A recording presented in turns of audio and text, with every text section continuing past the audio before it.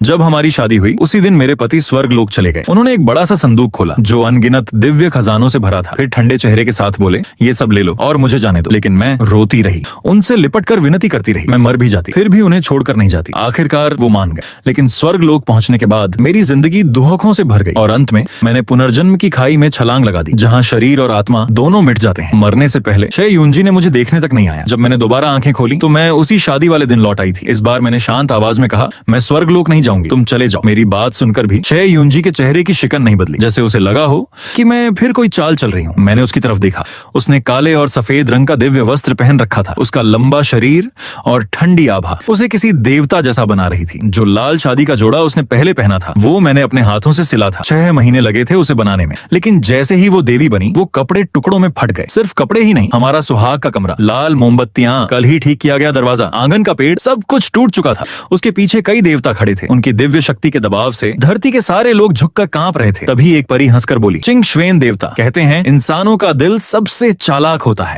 अभी थोड़ी देर पहले यही लड़की रो रो कर आपको रोक रही थी और अब अचानक जाने दे रही है। मुझे तो लगता है हमारे जाते ही ये चुपके से पीछे आ जाएगी। मैं उसे पहचानती थी। उसका नाम था लुओ साई। पिछले जन्म में स्वर्ग की जितनी परियां मुझे सताती थीं, उनमें सबसे ज्यादा वही थी, क्योंकि उसकी बड़ी बहन वू वांग देवी शे यूंजी से प्रेम करती थी। वो सदियों से उसका इंतजार कर रही थी। लेकिन किसी ने नहीं सोचा था कि मैं जैसी साधारण इंसान लड़की बेशर्मी से स्वर्ग तक पहुंच जाऊंगी और शे यूंजी की पत्नी बनकर रहूंगी। पिछले जन्म में मैंने सचमुच वही किया था।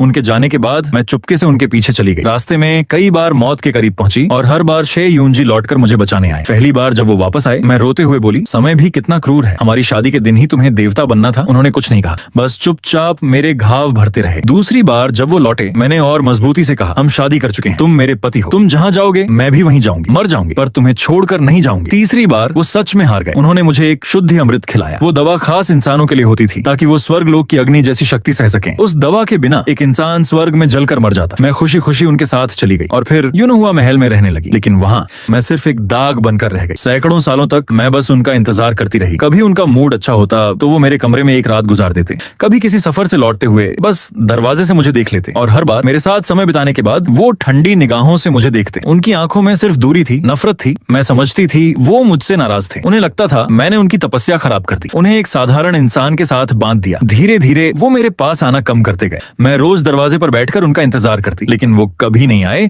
मैं इंतजार करती रही, यहाँ तक कि दरवाजे के बाहर उगने वाली घास में भी चेतना आ गई। पेड़ों के फूल इंसानी रूप लेने लगे, लेकिन शे यूंजी फिर भी नहीं आए। धरती पर टोफू बेचने वाली दादी मुझे बहुत प्यार करती थी। सामान पहुंचाने वाला लड़का भी मेरी मदद करता था। सब मुझे हंसकर छोटी लड़की बुलाते थे। लेकिन स्वर्ग लोक में जब सबको पता चला कि शे यूंजी मुझसे प्यार नहीं करते,